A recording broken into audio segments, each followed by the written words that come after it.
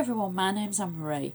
Welcome to Card Making Project 578. Now, today's card we're revisiting a style that we used and created before Christmas. We're using our Anna Griffin supplies to make something that's really pretty. It's really easy, there's a fair bit of die cutting to it, but I know you were all in love with the card that we had before Christmas, and I think you'll love this one just as much. It's a great one to use your scraps with, so feel free to mix and match. It doesn't matter what you use. You can substitute any of the papers that I've used for whatever you've got in your stash. Please check my blog for extra photos and the list of items that I've used. Now next week I'm going to have a week off, so there will be no videos next week. However, I shall be back the week after with new tutorials. But in the meantime, there's so many tutorials on my blog, it'll give you a chance to catch up. Give me a chance to catch up with my correspondence, and it'll give you a chance to catch up with the videos. So without further ado, please sit back, relax, and let's have a look at today's gorgeous project. For this tutorial, we're going to be using the Anna Griffin all square set of dies. We're actually going to be using the ornate circle, both the ornate layer and the shadow layer. We're going to be using the all four corners dies. We're going to be using these two, and we're going to be using the Anna Griffin sentiment stamp and die set. We're going to be using, I'm just checking, the Happy Birthday. Now mine are well loved and you probably can't see what it says, but you have to trust me, it's the Happy Birthday one. And then we also use the circle die as well. And then we're going to use the Paper Tricks 2 dies. We're going to use, now whether you want to call them swallowtail dies, flag dies, but we're going to use both the small and the large. Okay, this card, I think I've said in the intro, is based on a card that we made before Christmas, but it's going to be slightly different. I've tweaked it somewhat, and I think you'll like it as much as the one before Christmas, if not more. Now the base that I'm going to use is the 6x6 Perfect Pattern card bases from Anna Griffin, and I've picked the one with the most dramatic pattern. I do adore black cardstock with patterns. I think for dramatic effect it is just beautiful. So I'm going to use my bone folder to make sure I've got a nice sharp crease along the edge, and the bone folder is from the Anna Griffin tool collection, and it is a tool that you could do with to have in your stash. So I've already added my name on the back because Anna has included the handmade by label. So I've included my name and my project number. You don't have to add your project number, etc. But I've added my name so that if I give it to somebody, the recipient will know who's made it for them. So when they keep it, because they will, they'll know in years to come that Anna Marie made this card. So we're going to create the inside first. Now, I think this card is beautiful. It's taken a lot of preparation, as you'll see as we go on. But the inside is going to be as beautiful as the outside. Well, they all are, but this one in particular. So I've cut one of Anna's damask cardstock sheets down into a layer that is just 1/4 of an inch shy of 6 inches. And I've got flat tape on the back, so I can peel my tape away, and that's double-sided flat tape. When I say flat tape, that's what I mean, double-sided tape. DST, power tape, flat adhesive, anything like that. So I'm just positioning the base layer into the card. Now I've used the all four corner dies, the circle dies that I showed you, to create a square. I cut my cardstock into the size that I wanted, and then I used my magnetic mat to position the actual dies, and I cut them into the mat, so I was able to position them perfectly onto my cardstock. I've got flat tape on the back. I've left the edge because, funnily enough, it worked perfectly for the side. I didn't set off to think I'm going to leave the edge. I would have cut that off, but it's just made the most perfect frame. So that was quite accidental. But you know what? If you position them correctly, you too could make a frame. And I always die cut with one eye closed, really. So I'm quite pleased with myself for being able to create the outside as well so nicely. I can pop this into the centre, and there we go. Press it down so it gives just an edge of the coloured cardstock behind it.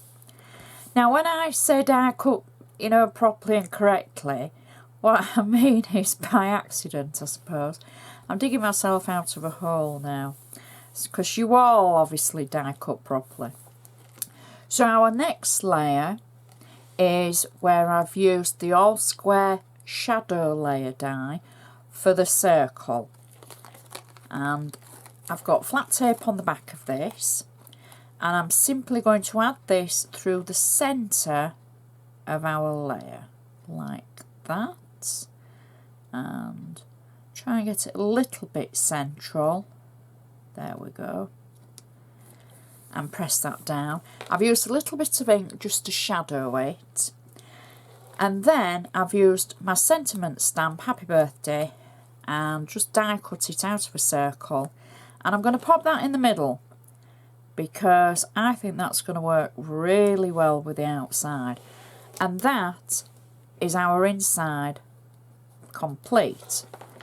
And I think my happy accident from positioning the corner dies looks great. It would look great without it, but it just works so well.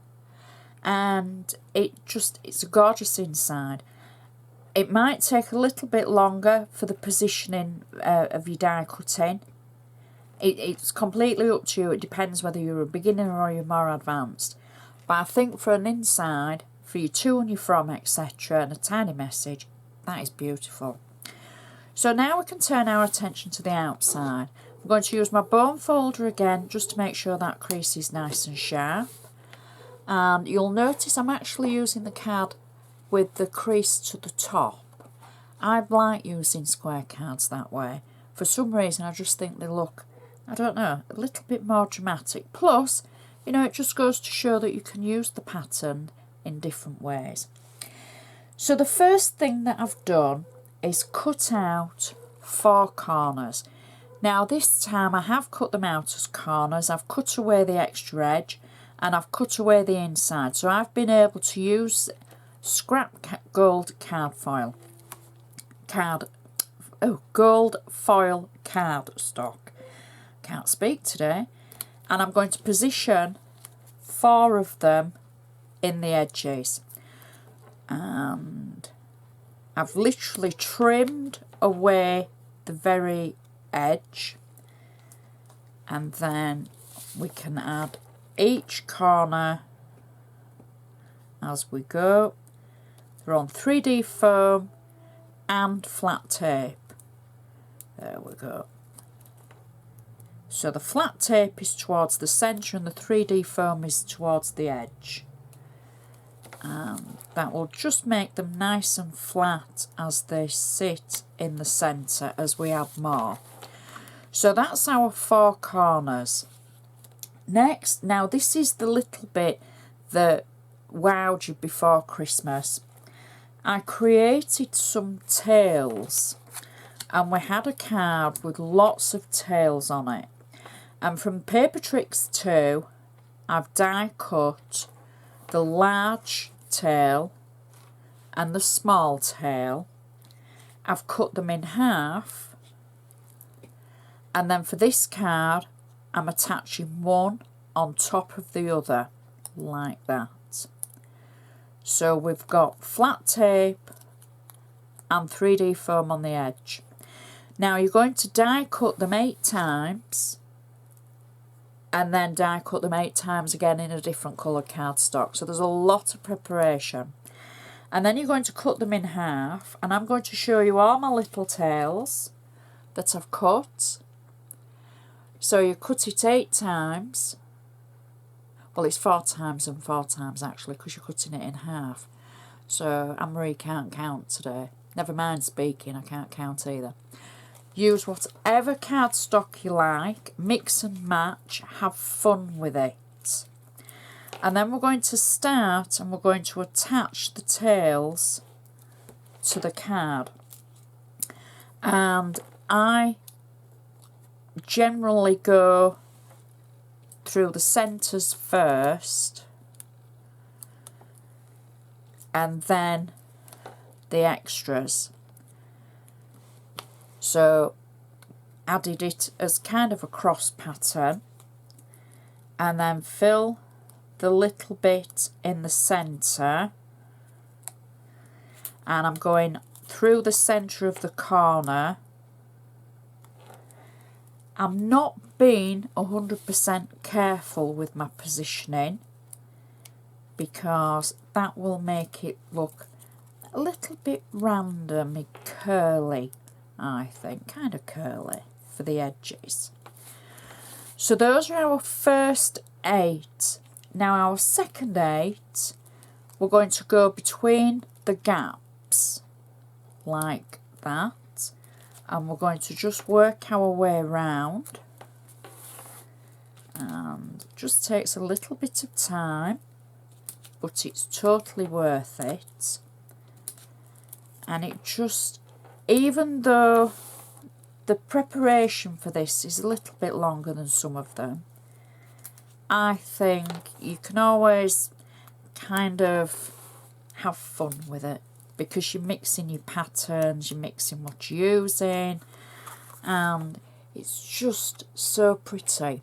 And you'll notice I've kept the black cardstock for the inner smaller flags for the tails. Okay, so for the cardstock I've used basically the 7x5 lovely layers for this one. I've used the 7x5 lovely layers for this one.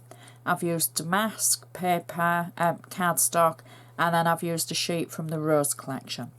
So those are what I've used for that. So you can see our centre. Now it already looks quite stunning, but we want to add a centre to this. So I've used one of the damask cardstocks that I've used for, it's a contrasting colour that you can see for the tail here to this. I've used our all square circle base, our shadow layer. I've got 3D foam in the middle, and I'm going to pop that through the centre like that, and that covers the edges of all the tails. So we can just add that through the centre, press it down. My next layer is the ornate layer from the all square dies. I've used gold foil and I've embossed it as well, so you can see the beautiful emboss work. It's on 3D foam, and I can just go in and pop that over the shadow layer through the centre. Press it down. Next, I've taken a sentiment from the mini birthday stickers and sentiment collection from Anna. I've just peeled the back away, and I can just pop that through the centre of our previous layer. And then I've got a large pink bow that I'm just going to add underneath the sentiment. That's on 3D foam on the back. And I can press that down, and that is our card finished. And I think the contrast in the papers just works so well for this style. So it wouldn't matter whether you're using your scraps or you're cutting into new paper or cardstock, it just works perfectly. The intricacy of the insert, and it's gorgeous, it really is. You can see the layers, and the gold just sets it off for the corners. Stands up perfectly, definitely going to be a keeper. Would go in a normal envelope because even though there's a lot of layers, there's not a lot of height because your layers are all virtually the same for your actual tails. There's just your centre layer that's a little bit more raised. But I think that would work perfectly for your normal envelopes. I will take lots of photos of this one, and I think it is beautiful. Now I can't stop looking at it. And the contrast with the black paper, it just works so well. I know I'm repeating myself now as well. Please check the blog for the extra photos of both inside and outside, because I know some of you like the reminders of how it looks to be able to go off and do it yourself, which is great. And I love seeing what you've created. So don't forget to give me the thumbs up if you've enjoyed this, and please share with your crafty friends. And don't forget to check Pinterest, because there's so many different, well, ideas on there that I have for both my own designs and for, you know, lots of the tutorials that I do. So I would just like to say thank you so much for watching, and I shall see you next time.